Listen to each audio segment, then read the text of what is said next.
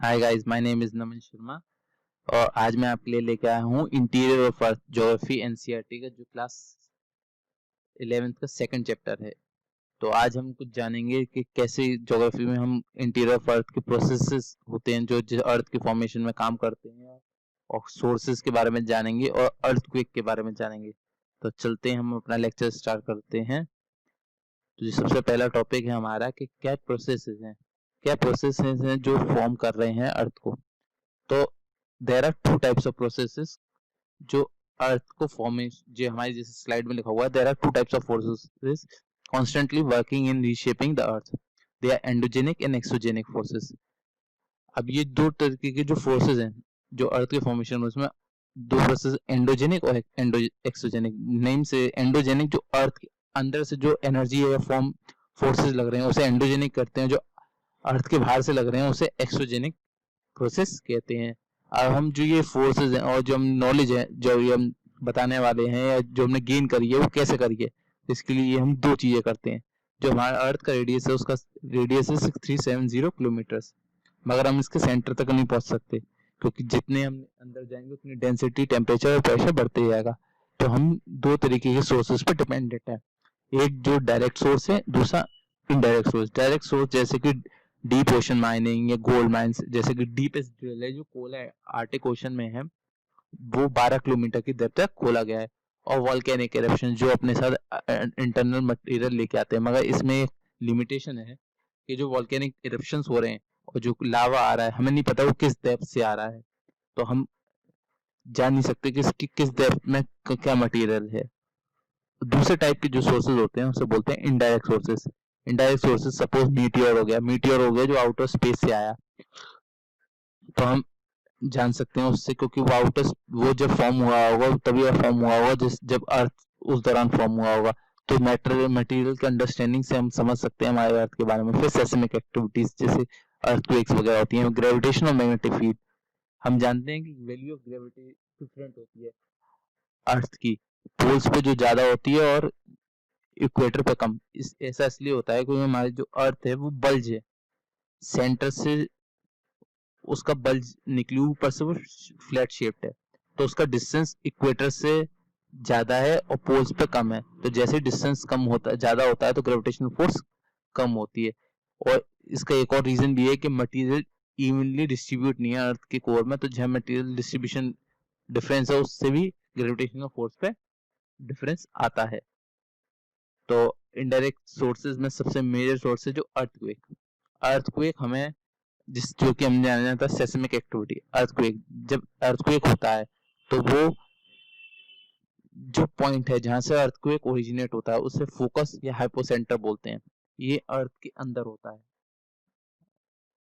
जब ये energy travel करती है अर्थ के अंदर से होते हुए सरफेस पे टकराती है, तो वो सरफेस पे पहुंचती है, और जो जो शॉर्टेस्ट डिस्टेंस होता है हाइप जो फोकस से उस सरफेस के बीच में, और उस पॉइंट को एपिसेंटर बोला जाता है।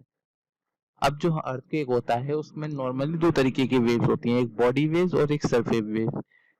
Body waves, body as the name suggest कि बॉडी वेव जो अर्थ की बॉडी में वेव जो ट्रेवल करती हैं, सरफेस वेव जो सरफेस पे आकर टकराती हैं। और जो जानते हैं कि वेव्स की वेलोसिटी चेंज होते रहती है क्योंकि मटेरियल और डिपेंड करती है कि मटेरियल और डेंसिटी के हिसाब से, जब जितना ज्यादा मटेरियल डेंसर होगा उतनी ज्यादा वेलोसिटी ज्यादा होगी। तो चलते हैं हम आगे बॉडी वेव्स के बारे में। बॉडी वेव्स भी दो तरीके की होती हैं, पी वेव और एफ वेव। पी वेव जिसे हम प्राइमरी वेव्स कहते हैं, ये सिमिलर साउंड वेव्स की तरह होती हैं। ये सॉलिड, लिक्विड और गैसेस के में ट्रेवल कर सकती हैं। ये सबसे पहले सरफेस पर टकराती हैं। जो बॉडी वेव्स जो टकराती है उसमें सबसे पहले पी वेव्स सरफेस तक पहुंचती है। इनका जो डायरेक्शन होता है वो parallel to the direction of waves होता है। S waves are called secondary waves. As the name says, secondary because they come with a time lag.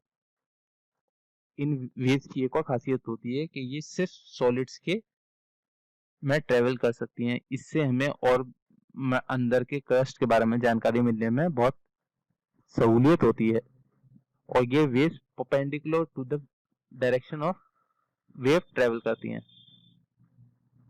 अब हम चलते हैं शेडो जोन। शेडो जोन हम जैसे कि नाम ही से ही बता रहा है, शेडो जोन मतलब इस पॉइंट्स पे कोई वेव पहुंच नहीं रही है।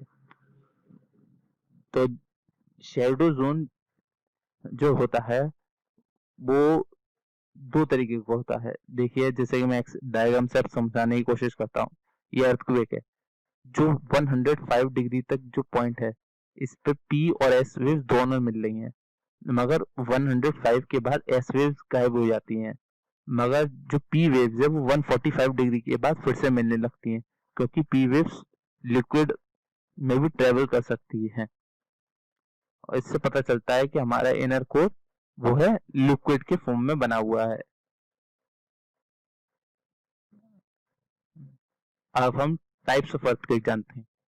नॉर्मली चार तरीके के टाइप होते हैं: tectonic earthquake, volcanic earthquake, mining earthquake और रिजर्वायर अर्थक्वेक। टेक्टोनिक मतलब जब प्लेट्स का मूवमेंट होता है उसकी वजह से जो अर्थक्वेक होते हैं उसे टेक्टोनिक अर्थक्वेक बोला जाता है।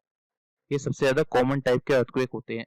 वोल्केनिक अर्थक्वेक, जब कोई वोल्केनो ब्लास्ट होता है तो उसमें से उसकी वजह से जो ट्रेमर्स फील होते हैं उसे वोल्केनिक अर्थक्वेक बोलते हैं। ये अर्थक्वेक नॉर्मली उसी जगह होते हैं जहाँ पे वोल्केनिक जोन होता है, वोल्केनिक बेल्ट होती है। माइनिंग अर्थक्वेक, जिसे कोलैप्स अर्थक्वेक भी बोला जाता है। सपोज कोई माइन है, वो उसकी वॉल्स शटर हो गई हैं, वो गिर गई, तो उसकी वजह से जो ट्रेमर्स होंगे आसपास के एरिया में उसे वोल्केनिक अर्थक्वेक बोलेंगे।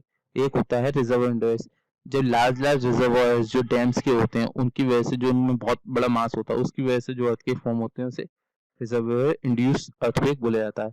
इसके सिवा एक टाइप का अर्थक्वेक और होता है जो एक्सप्लोजन की वजह से होता है।